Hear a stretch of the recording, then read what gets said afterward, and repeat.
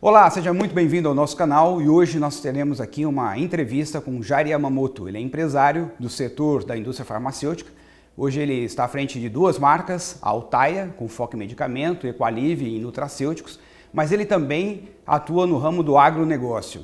Eu conheço o Jairo há 15 anos, nós trabalhamos muitos anos juntos, nós prestando serviço, a nossa equipe aqui da Norte prestando serviço na empresa em que ele trabalhava, depois nessas duas empresas que ele está atualmente, e sempre teve uma coisa que me chamou muita atenção. O Jairo sempre foi um empreendedor, um empresário, um gestor muito generoso. Não só generoso financeiramente, mas generoso de atenção com a sua equipe.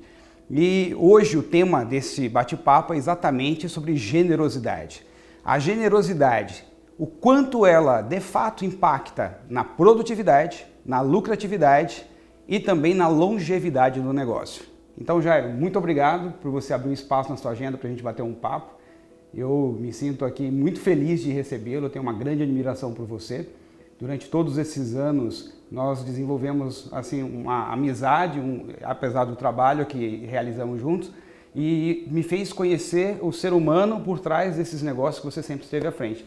E aí eu queria bater um papo com você sobre isso. Você acredita que a generosidade, de fato, pode impactar na produtividade, na lucratividade e na longevidade do negócio? Bom, Gilberto, primeiro, acho que a admiração é recíproca, né? Então, como você falou, a gente se conhece há bastante tempo e também, da mesma forma, eu acompanho você profissionalmente há muito tempo e eu tenho admiração pela sua evolução, pelo seu crescimento e principalmente pela sua contribuição para melhorar, eu acho que, para melhorar as pessoas.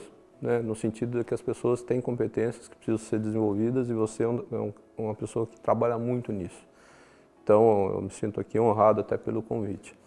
Em relação a essa questão que você está colocando, veja bem, nós estamos num negócio, esse negócio que a gente está pode ser agronegócio, pode ser indústria farmacêutica, qualquer outro negócio, e os negócios acontecem com pessoas, com gente, né? E o ser humano, ele é movido por reconhecimento, ele é movido por atenção, ele é movido por desafio. E o reconhecimento é uma parte importante. Na medida que a gente consegue fazer algo diferente e acima de tudo, algo verdadeiro e sincero, isso não precisa nem ser muita coisa. Pode ser monetário, pode ser um reconhecimento de uma ligação, de um telefonema, pode ser numa conversa que você tenha com a pessoa no momento que ela esteja precisando de vamos dizer assim, de um ombro amigo, né? Acho que todo mundo gosta. Então, acho que o termo generosidade, talvez ele possa ser ampliado, né? Porque as pessoas podem entender isso como uma questão apenas financeira e ela é mais ampla. É claro que a parte financeira é um componente fundamental e também é uma forma de você compartilhar aquilo que você conseguiu fazer com a ajuda das pessoas. E na medida que você compartilha uma parte desse resultado, as pessoas se sentem recompensadas por isso e certamente farão mais ainda, mais do que você às vezes se espera. E eu acho que o sistema ele é invertido, né? Muitas vezes você tem sistemas de cobranças, meta, resultado. Claro, isso sempre vai existir. A questão é a forma que você faz com que você consiga apertar os impulsores que façam de fato as pessoas irem em busca desse resultado. E a maior parte deles, a maior parte das vezes, é de você realmente reconhecer, de você estimular, de você estar junto, né? E no final, se tudo funciona bem, né, seria muito egoísmo de você ficar com aquela parte toda sem você compartilhar. Então, acho que compartilhar traz sim benefício, ajuda todo mundo, traz reconhecimento e cria um sistema que se autonutre. Ele vai se autonutrindo e você vai gerando um círculo virtuoso que as coisas cada dia ficam melhores. Claro que você vai atrair, com esse modelo, pessoas que se assemelham, acreditam nesses valores, outras pessoas que nem tanto, e aí o processo vai se mudando, né?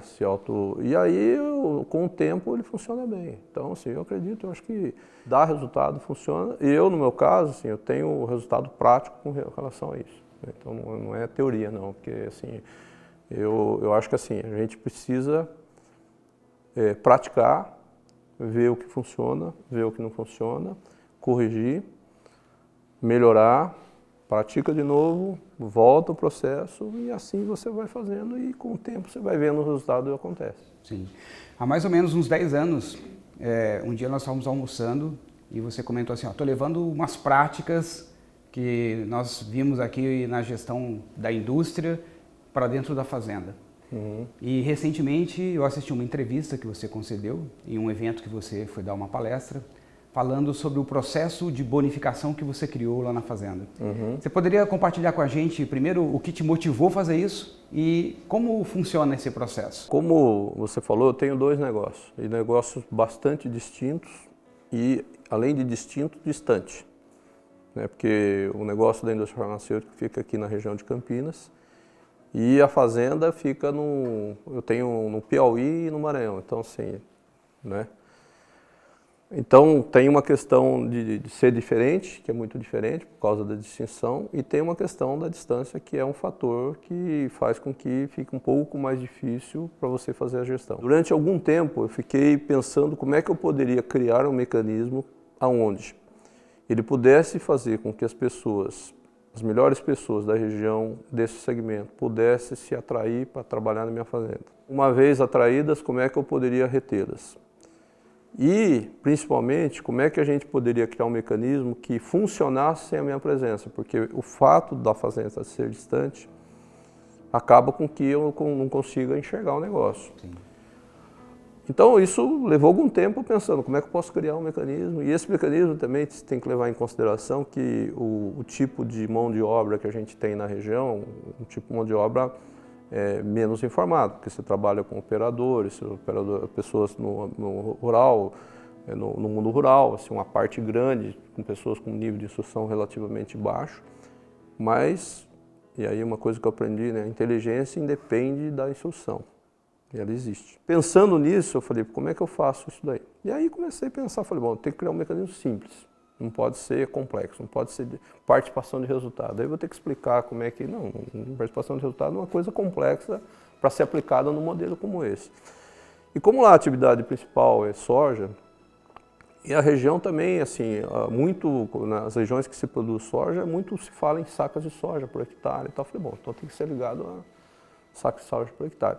E aí eu comecei a criar, falei, bom, se eu criar um range de produtividade de sacas de soja por hectare, e à medida que esse range, a produtividade for aumentando, e eu criar um mecanismo de ganho, isso é um negócio simples, né? Porque se eles estão lá acompanhando, eles vêm e tal, então é uma coisa simples. Então, na ocasião, pensei bastante, falei, olha, então criei um range que começou lá com 41 sacos por hectare, na época eu criei 41, porque 41 me dava um break-even e sobrava alguma coisa. E chegava até 60 sacos, que era um número, na ocasião, e ainda é hoje, com bastante rentabilidade.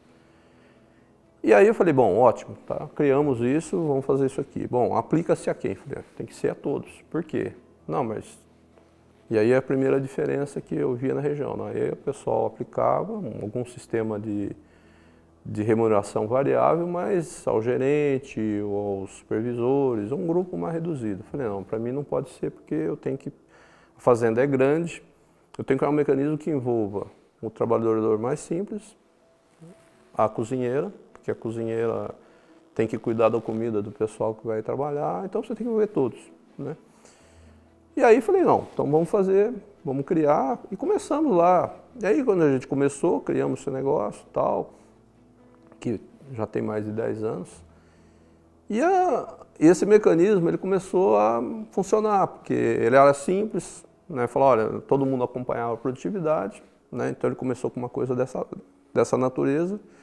Aí a gente falou, bom, mas não pode ser só isso, porque você tem dentro do grupo pessoas com mais dedicação, com mais cuidado e tal. Então, assim, a gente criou esse parâmetro e aí tem alguns critérios que você reduz. Então, por exemplo, na pessoa que falta ao trabalho, você vai aplicando um desconto. Pessoas que cometeu alguma falta, alguma coisa, então você vai reduzindo. E aí você criou um range de meritocracia.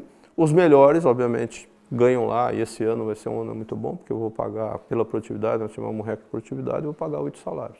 8 salários a mais? 8 salários a mais, ou seja, da cozinheira ao... Exceto o gerente, que aí ele tem um outro mecanismo. Você fala assim, 8 salários, né? Aparentemente é um número muito alto, né? Então aí você também tem que olhar para o negócio. Então veja bem, no negócio, no agronegócio, quando você olha para o custo da operação, quando a gente olha para o custeio, né? O salário é uma parte pequena no todo, né? Os salários representam 10% do custo total. O grande custo, na verdade, envolve fertilizante, envolve defensivo, envolve combustível, envolve manutenção. Então, sim, são os sementes, são os grandes custos. Quando você compõe todo o custo, a mão de obra representa 10%. Então, 10% não é um negócio muito grande. E aí, na conta total, né, esses 8 salários a mais vai representar para eles, porque é sobre o salário base, aí não se aplica hora extra e tal, né? Eu vou pagar, no meu custo anual vai aumentar 50%. Então a minha folha vai custar 50% a mais. Só que 50% a mais numa base de 10%, no custo final é 5% a mais. Se você falar para quem recebe, vai ser um número muito bom, porque ninguém faz isso. Mas para quem paga, no meu caso, no custo total, ele é pequeno, porque nós estamos falando de 5%.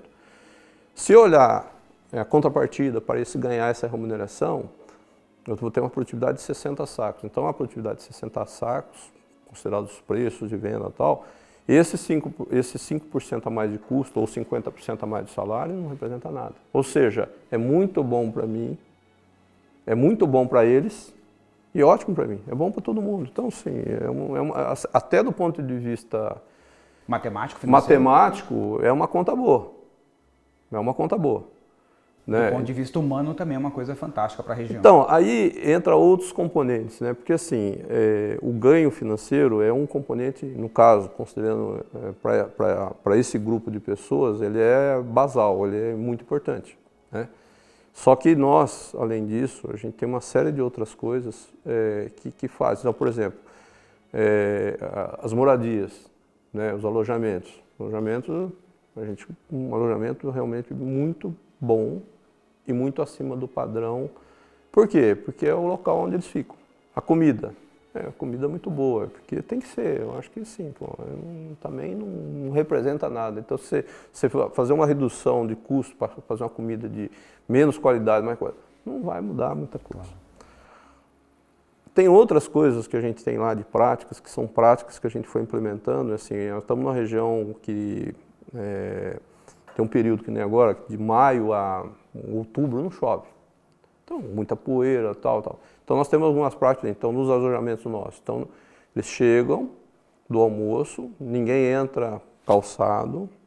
Então, a gente usa até algumas coisas aí do modelo japonês, que não entra de sapato, ninguém entra de sapato dentro dos alojamentos. Por quê? Para manter um senso de limpeza muito bom. E aí traz algumas noções de higiene para eles, que depois eles vão praticando em casa. Sim. Então, se você chegar na fazenda, sempre vai estar limpo. Está sempre limpo. E por que está sempre limpo? Porque eles conservam aquele local com limpeza, e obviamente quem não se enquadra também. E aí o grupo mesmo, à medida que eles já estão, o grupo já vai estar acostumado, quando você traz funcionários novos, eles já não tem gestão de gerente. Sim. É autogestão entre as pessoas. Já criou uma cultura. Criou uma cultura, os mais velhos orientam os mais novos. Também no cuidado das máquinas, está sempre limpa. Né? Por dentro está sempre limpa. Por quê? Porque é o local do trabalho dele também, então tem uma conservação grande. Então eu cuido bem desse conjunto, os equipamentos estão sempre bem organizados, né? E aí você vai criando um senso de gestão. Por exemplo, nós tivemos algum tempo atrás, a própria John Deere esteve lá fazendo umas avaliações, eles conseguem com computadores identificar quantas das horas que foram utilizadas no motor que estiveram fora do melhor da performance. Ou seja, você forçou o motor, nenhum equipamento meu. Então, o que você ganha? Longevidade. As pessoas cuidam do equipamento, os equipamentos duram muito mais, automaticamente meu custo de manutenção é muito menor, porque se quebra menos, e o valor de revenda da máquina no final é muito bom. Olhando para outros fatores de produtividade, então, por exemplo, a gente tem uma janela de plantio muito curta lá. A gente, 45 dias, nós temos que plantar 7.500 hectares. E eu não tenho uma sobra de equipamentos, eu tenho os equipamentos necessários. E aí o que é muito importante, né? Para uma boa lavoura, 50% vem no plantio. Um bom plantio garante 50%.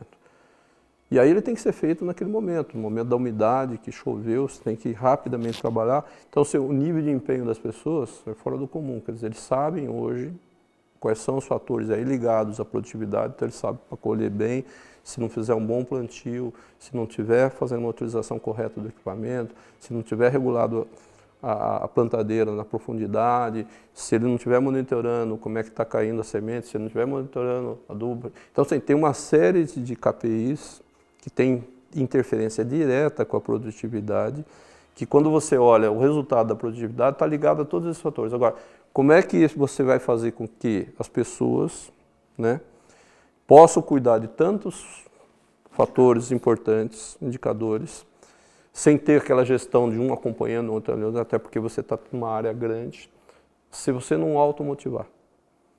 Então, a questão do reconhecimento, ele é mais do que justo. Quer dizer, quando você fala assim, mas estou sendo generoso, não estou sendo generoso, eu acho que eu estou reconhecendo um bom trabalho. Então, assim, seria diferente de eu chegar e falar assim, olha, eu estou dando aqui, eu acho que não estou dando, eu acho que a pessoa conquistou, através de um trabalho muito bem feito, claro, nós criamos um sistema que faz com que as pessoas se envolvam, de fato, com o negócio, e elas têm contribuição direta nos resultados.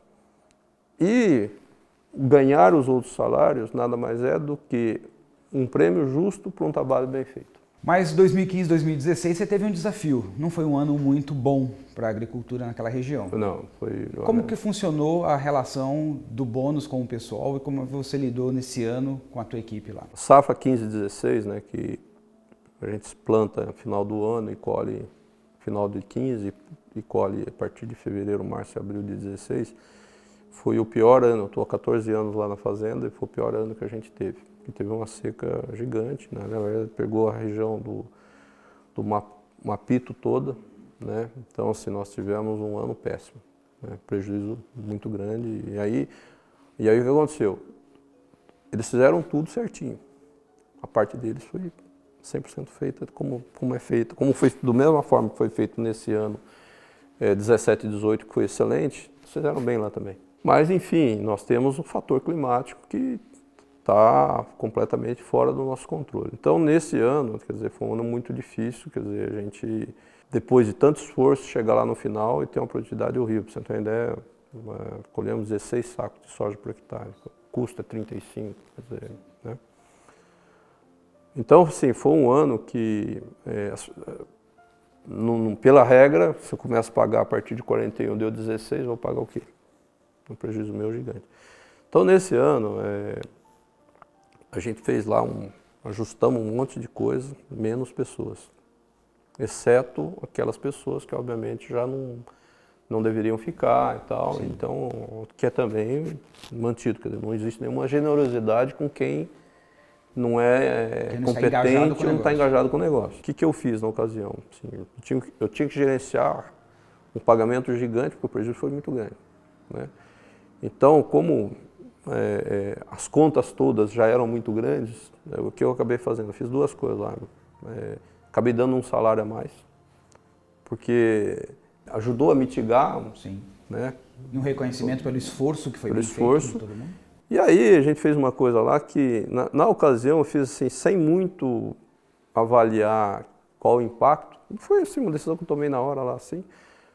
Como a gente tem criação de animais, na fazenda você tem um gado, você tem um pouco, não é o negócio principal, mas você tem gado, você tem suíno, você tem galinha. Eu falei, olha, vamos fazer o seguinte, né? Como a gente usa esses animais aí para alimentação, vamos fazer o seguinte, a gente aproveita e para cada um, por mês, aí vamos dar 5, 6 quilos de carne, ou seja, de porco ou de boi e tal.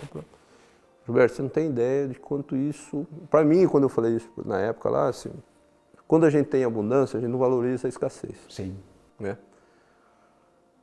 Mas, se você for ver o que isso ajudou, e até hoje eles falam disso aí, é um negócio assim, pô, naquele ano, então eu falei, naquele ano, então eles tiveram carne todos os meses, né? No final, para mim, o que gostou? Eu já tinha um buraco grande. Isso não ia mudar muita coisa, nem o salário a mais, nem, sei lá, não sei nem quantos animais que foram, não importa também. Mas assim, só de você ver, porque assim, na fazenda, eles ficam na fazenda durante a semana, Sim. comem lá, comem e bebem, então não tem nenhum custo nenhum. Mas serve para a família. A família, porque né, nós temos, as famílias moram na cidade e eles ficam no alojamento durante a semana. Então, no final de semana, eles vão para casa. E era nesse momento que eles recebiam a carne. E levavam para casa. Então, na Fantástico. verdade, assim, isso ajudou muito os filhos, a família deles lá do lado de lá. E, assim, até hoje eles falam, assim, então é o que eu falei, né, pra gente que nunca faltou carne na comida, para eles é muita coisa. Foi muito importante. Então, assim, são coisas desse tipo, assim, que... Tem um outro aspecto que você também remunera as pessoas 20% acima da média do mercado local. O que te faz fazer isso? Qual a motivação? Na verdade, não é que eu remunero 20% a mais, que dado que você fala assim, qual o salário médio do operador? Sei lá, R$1.500, é que eu tenho gente melhor. Então, até pelo mecanismo, então eu tenho pessoas melhores, e as pessoas melhores têm que ganhar mais. Então, na verdade, assim, tem lá a média de salários de operador, sei lá, R$1.500, tá bom, eu pago 1.800, mas esse que ganha 1.800... Merece isso. Ele merece porque ele é melhor. É o cara que está mais... É esse que já está comigo há 10 anos, é aquele que faz um trabalho muito grande no equipamento, que não força o equipamento, que não quebra o equipamento, que toma cuidado, ganha 20% a mais por meritocracia no negócio. Se fosse em outra fazenda, ele também deveria ganhar, porque já é melhor. Então, assim, o pagar a mais, não é que eu pago a mais, é que esses operadores que eu tenho hoje são distintos. Eles já são melhores, né? E aí a gente tem inúmeros indicadores para medir isso daí, né? E em todos a gente consegue ter realmente, se eu fizer comparações, a gente vai ver que a gente vai ter mais rendimento por hectare no uso do equipamento, melhor qualidade de plantio, quando for a fase de colheita, quando for o caso de plantio, ou no caso de aplicação defensiva na hora correta, nem antes nem depois, né? Ou no caso de colheita, né? Também é um período crítico, e aí você vê que as pessoas começam, eu tive nesse ano mesmo lá, dias que começaram às 8 e pararam às 3 da manhã. E não dá para obrigar uma pessoa a ficar até às 3 da manhã. Sim. Né? Então, mas também com a responsabilidade de que precisava fazer e, obviamente, que eles teriam um reconhecimento depois. Então, assim, não é que eu pago mais, é que eu tenho gente melhor. Então, é um pouco... E até pelo modelo que atrai gente melhor, e as pessoas melhores têm que ganhar mais. É normal. E você também tem um ritual lá chamado a Festa da Colheita. O que acontece nessa Festa da Colheita e por que você criou esse momento? Roberto, aí esse momento ele tem 3 componentes, né? Um componente de agradecimento a Deus, porque eu acho que podemos fazer tudo certinho, mas se a gente não tiver crenças e se a gente não tiver uma bênção, alguém olhando para o nosso negócio, principalmente o negócio água, que depende de São Pedro, então assim, essa festa da colheita ela tem assim primeiro vamos dizer assim, um culto, né? De agradecimento a Deus, e cada um aí com as suas religiões, com as suas convicções está lá para poder fazer isso, a maior parte deles são católicos, não é? Enfim. Então tem um componente de agradecer a um ser superior que está presente na nossa vida. Ele tem um outro componente que a gente também traz assim, uma apresentação do ano. Olha, o ano a gente presta conta. Que legal. Né? A gente presta conta, gente, começamos assim, e fizemos isso, porque nem todos têm a visão do todo, né? Sim. Então a gente já apresenta tudo, o que a gente fez, como é que a gente chegou nesse resultado. Então eu faço uma apresentação. Para todo mundo, da cozinheiro, operador de máquina, todo mundo. Nesse momento a gente convida alguns parceiros nossos, por exemplo, parceiros fornecedores de defensivo, de fertilizante, prestadores de serviços, bancos, né? Porque também a gente tem, acho que uma obrigação de prestar conta do que a gente está fazendo com o uso das coisas que a gente adquire. E tem o ápice, que é então a premiação, e é na premiação, além do ganho, do salário, às vezes eles não sabem exatamente quanto que é e tal, e às vezes sempre cria alguma surpresa adicional, né? E também a gente, fora o prêmio do salário e tal, né? Então eu também invisto de dar uma série de presentes lá, que a gente compra também, aí sorteia, quer dizer, no fundo todos ganham, né? Tem que ganhar todo mundo, né? Então temos que ganhar umas coisas melhores, né? Então, e depois a gente faz uma festa, né, com música e tal. Então, assim, é um momento de celebração, porque, assim, eu acho que, assim, eu sempre acreditei nisso. Eu acho que a gente tem que ter desafios grandes, e na agricultura os desafios são muito grandes. O grupo meu lá, dado que eu estou aqui, eu dou uma autonomia grande, obviamente que eu faço uma gestão de número, de lá o cá, mas o negócio lá eu vou cada mês, mês e meio, então eles que administram. E tem que ter a celebração, né? E a celebração ela é importante, porque é um momento também que a gente, neste ano aqui, lá o ano passado eu fiz 2 festas, uma festa para os funcionários e depois eu fiz uma festa para a família, em dias diferentes. Esse ano não, eu vou levar todos, porque a família, no caso, é um componente importante. Quer dizer, no caso, né, os trabalhadores ficam de segunda a sábado, de segunda a sexta, ou muitas vezes, alguns deles têm que ir à fazenda. Dependendo da época do época trabalha fim de semana, então assim, às vezes ficam 15 dias, às vezes ficam 3 semanas. Então, assim, a família é uma parte importante. E saber onde o pai trabalha, ou a mãe trabalha, em que condição trabalha, é uma coisa importante. Então, assim, esse ano, por exemplo, vão estar todos os familiares. E a gente tem também que agradecer a família, porque eu não posso só agradecer lá o marido, a mulher, eu sei que tem um suporte, tem os filhos lá. Então, assim, é um momento que a gente também agradece às famílias. E a minha família sempre está junto também, todos. Quer dizer, esse é um momento onde eu faço questão de estar... A minha esposa sempre está comigo, né? Ela sempre vai, então ela sempre esteve presente na fazenda. Então ela, né? Mas meus filhos nem sempre podem estar, até porque você conhece o Alisson, ele tem outra atividade. O Ei, que trabalha comigo, a Aline, que mora na Austrália, mas a gente faz questão que ela grave também uma mensagem. Então, assim, é um momento que não só eu, né, e eu sempre digo lá que essa fazenda ela é mais importante para eles, tem que ser mais importante para eles que para mim. Perfeitamente. E ela tem que perpetuar. Então, assim, são coisas fundamentais que eu acho que fazem parte de um conjunto. E você comentou também, num bate-papo informal aqui, que tem aprendizados que você leva da indústria para a fazenda e tem coisas que você leva da fazenda para a indústria. E eu fiquei curioso sobre, na sua avaliação, qual foi o maior aprendizado que a fazenda te deu e que você aplica na indústria? Então, Gilberto, eu fiquei pensando, até essa conversa foi até numa apresentação que eu fiz também lá na Rede Água, e um dos charts que eu coloquei lá, o título é o seguinte: o que nos deixa mais humildes? Né? Na fazenda, eu posso fazer tudo certinho e o clima não ajudar. Então o clima faz com que eu fique mais humilde, porque você vai tendo bons resultados, então de vez em quando vem lá um revés. E esse é um aprendizado importante, da gente manter, né, o pé no chão, né? E manter a humildade, porque assim, nós estamos tocando um negócio que tem variáveis que não estão no nosso controle. A gente pode mitigar. Tem vários fatores de mitigação, eu tenho trabalhado muito para como é que nós trabalhamos com a diversidade. Mas o principal aprendizado é ter que ser humilde. Primeiro, saber que ainda, por melhor que você faça, há muito a aprender. E aí vem de uma questão de humildade, tem que deixar você mais humilde. Então, de vez em quando tem um evento climático adverso, é porque a gente ainda não está no ponto, né?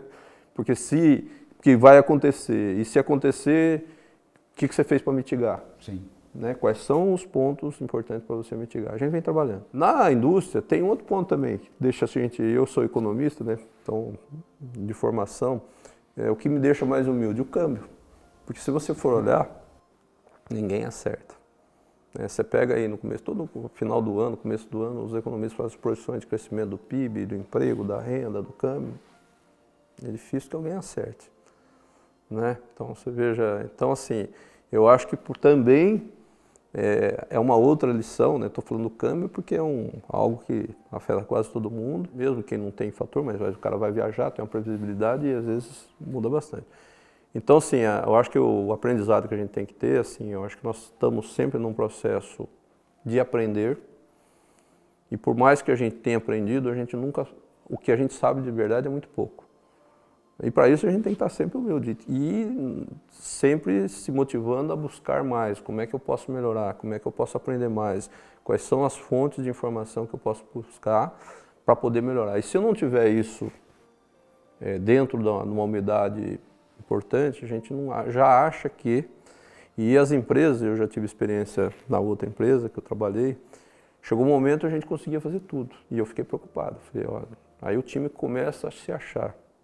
E quando entra nessa fase é um perigo grande, um risco é grande. Então, assim, aí você começa a atrair para você valores que não são os valores que vai fazer você perpetuar. E de vez em quando você tem que tomar alguma invertida que é para poder voltar para o rumo correto. Sim. Então, acho que dessas coisas todas, né, tanto num lado quanto no outro, eu acho que a gente tem muito aprendizado por fazer hoje, por exemplo, com as novas tecnologias.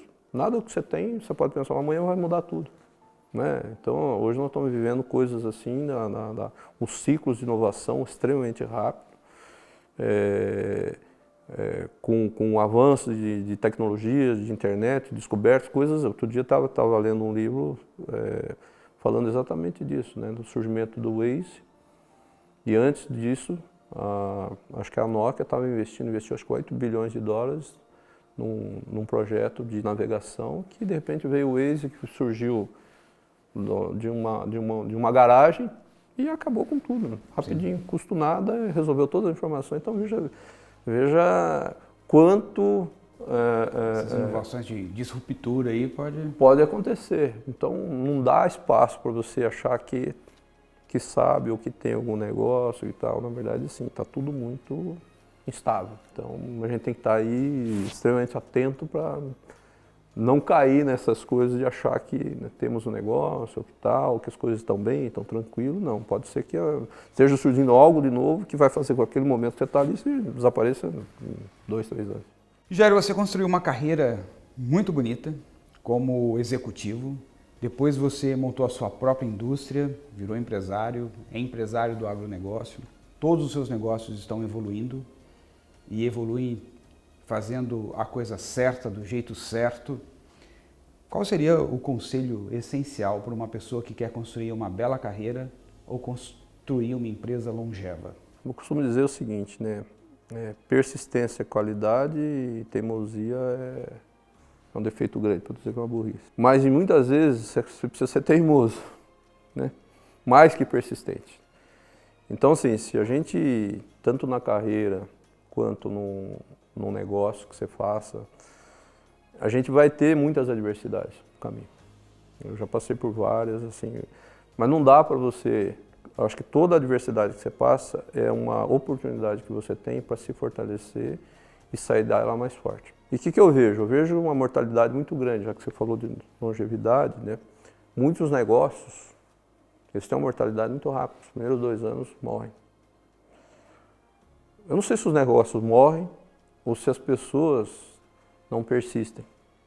E são testes importantes, porque a persistência é fundamental. Porque se você está num negócio que você acredita, se você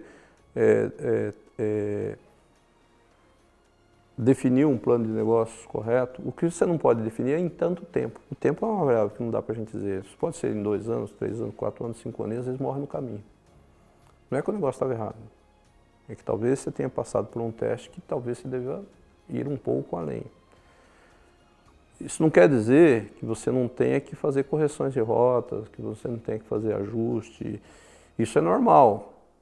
O que você não pode mudar é o rumo, para onde você está indo. Então, eu acho que são muitas coisas que você poderia tocar nesse tema, mas persistir, insistir, entender que os reveses fazem parte de um processo para te fortalecer e não para te enfraquecer. E se você desistir, você perdeu, você sucumbiu. Talvez não é um negócio ruim, é você que não teve a tenacidade suficiente para você enfrentar a adversidade. E ela é parte. E as organizações, quando as organizações de um lado, ou também os profissionais da carreira, a gente passa por muitas adversidades. Sim. E o que eu vejo, assim, ao longo da carreira aí, eu vi muitos profissionais que tinham bom potencial, tal, mas faltava um pouco mais dessa tenacidade. Tenacidade, dessa persistência, dessa vontade, desse negócio de não desistir nunca. Sim. Então, talvez o tema seria, ó, você não pode desistir nunca, independentemente do que você tenha de dificuldade ou de atropelo que venha pela frente. De novo, né? Entender que às vezes você usou um caminho, deu certo, tenta outro, ver. Eu sempre faço as análises de, a cada ano que eu termino, eu sempre procuro ver basicamente 3 coisas. O que eu fiz muito bem, para eu continuar fazendo, e o que eu fiz bem, mas que poderia ter melhorado, e as coisas que eu não devo repetir. E todo ano eu faço isso. E a hora que você termina o ano, falando, é uma reflexão simples, ó, vamos fazer aqui uma reflexão simples, gente, olha para trás, o que nós fizemos? Antes de falar do ano que vem, vamos falar do ano que foi. No ano que foi, o que a gente realmente se propôs a fazer, fez muito bem? Ótimo, vamos seguir. O que a gente se propôs a fazer e que poderia ter sido feito de forma diferente, poderia ter dado um resultado melhor? E onde a gente poderia ter atuado? Isso aqui, se a gente tivesse feito assim, assim, foi bom, mas podia ter feito isso. E onde é que a gente cometeu os erros que a gente não pode voltar a repetir nesse próximo ano? Eu uso isso daí na fazenda e uso isso aí na empresa. E aí você pode sofisticar, né? Tem coisas também, tipo, você pode ir e ver e falar, bom, e aquilo que você já devia ter feito e não fez? E aquilo que você devia ter abandonado e você continua fazendo?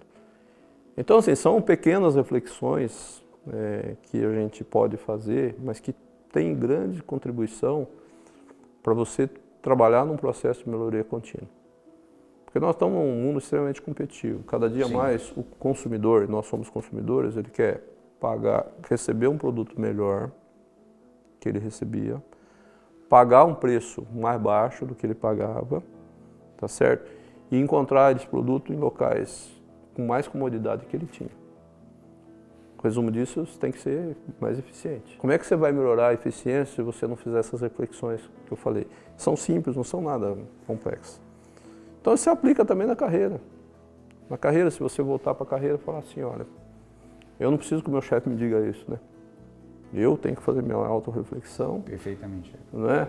De uma maneira simples, eu acho que não é... Então, assim, eu estou aqui, acho que tem mais gente preparada para falar isso, mas estou falando do que eu faço, do que eu uso. E eu acho assim, as coisas, às vezes, se sofistica demais. E elas não são. A gente tem que trabalhar num processo de simplificação. Porque quando elas são mais simples, elas são mais tangíveis, de um lado, de outro, são de mais fácil aplicabilidade. Por isso que eu trago essas 3 coisinhas que eu te falei aí, depois eu agrego, né, algumas outras coisas, de olhar, pô, você continua fazendo um negócio que a gente parado há bastante tempo, por que você continua fazendo isso? Não é? E às vezes você faz essas perguntas e pessoas inteligentes parar para pensar. Parou para pensar, é isso que tem que fazer, parar para pensar. Exatamente. Né? Para pensar um pouquinho, né? Fazendo coisas simples, mas sem grandes filosofias, mas com aplicação, porque aí entra o outro lado, fez a reflexão, ótimo, vamos aplicar. De que maneira a gente aplica? Ok, fizemos essas reflexões, agora vamos fazer um plano de ação para aplicar os aprendizados. No fundo, o que eu estou dizendo? Nossa, o aprendizado. Na fazenda, eu tenho um negócio que é muito simples lá também, por exemplo, nós temos uma área grande que é dividida em vários talhões. Né? Parte de um todo. Até algum tempo atrás, a gente procurava fazer benchmark, outra fazenda, não sei o que. Eu falei, escuta, mas vamos pensar aqui. Ó. Quanto que a gente produziu na média aqui? Produzimos 60 sacos por hectare. Todos os talhões produziram igual? Tem talhão que produziu 80, tem talhão que produziu 40. Então vamos olhar para aquele que produziu 80, que está aqui dentro mesmo, e ver o que a gente fez de diferente aqui em relação àquilo que a gente fez com 40.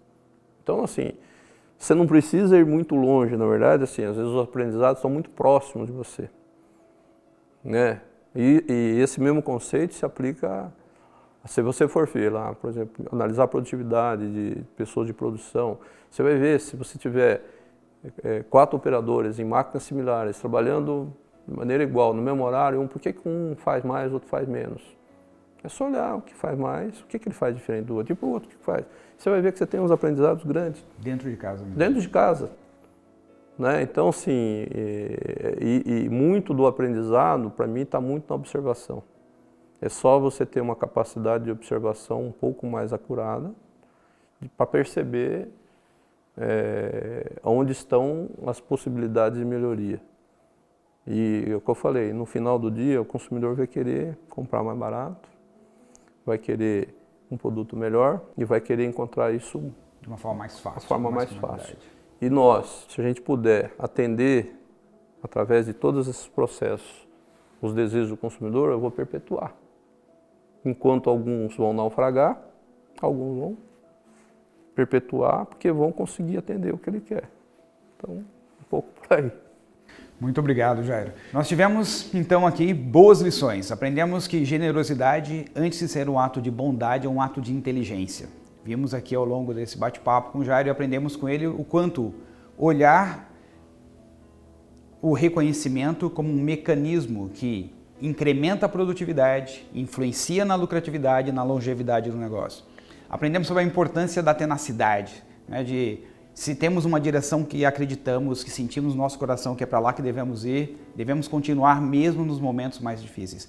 Ajustar o tempo inteiro a rota, aprendendo cada vez mais, aplicando a técnica do final do ano aqui, o que nós fizemos bem, o que podemos fazer ainda melhor e o que devemos deixar de fazer, ou seja, gerando aprendizado contínuo, lições preciosas, não de alguém que estudou para falar, mas de alguém que aplica e constrói resultados cada vez melhores todos os anos. Jairo, eu agradeço muito a sua generosidade de vir compartilhar com a gente a sua experiência e o seu tempo, mais uma vez, porque eu sei o quanto você tem muitas coisas para fazer, muitas coisas para pensar, muitas pessoas querendo a sua atenção. Então eu agradeço por você vir aqui compartilhar para que a gente possa chegar ao maior número de pessoas que estão aí dispostas a crescer em suas carreiras e também fazer as suas empresas terem um resultado ainda melhor. Muito obrigado mesmo de coração por você estar aqui com a gente. Roberto, eu que agradeço. Acho que também nessa questão de compartilhar, eu sempre estou buscando aprendizados de outros lados. Então, assim, também acho que da mesma forma que eu busco aprender com os outros, para mim é um prazer poder compartilhar um pouco com vocês aqui, né? Aqui eu estou falando muito mais de praticidade. Claro que uma boa parte das coisas que eu falei aqui também, se você buscar nos livros de gestão, você também vai encontrar. Às vezes você vai encontrar com uma forma, as formas são às vezes mais sofisticadas, mesmo, mas a essência é a mesma, né? Então, assim, para mim é um prazer grande, obrigado pela oportunidade e estou sempre à disposição. Eu sou, como eu falei no início, um admirador grande do seu trabalho. Acho que você tem um trabalho, uma missão, né, mais que um trabalho, uma missão importante de gerar conhecimento, compartilhar conhecimento e ajudar as pessoas e as empresas a melhorar o seu desempenho. Você vai estar ajudando, você sempre está ajudando muitas pessoas. Então, para mim é um prazer grande poder ter estado aqui com você hoje. Muito obrigado, Jair.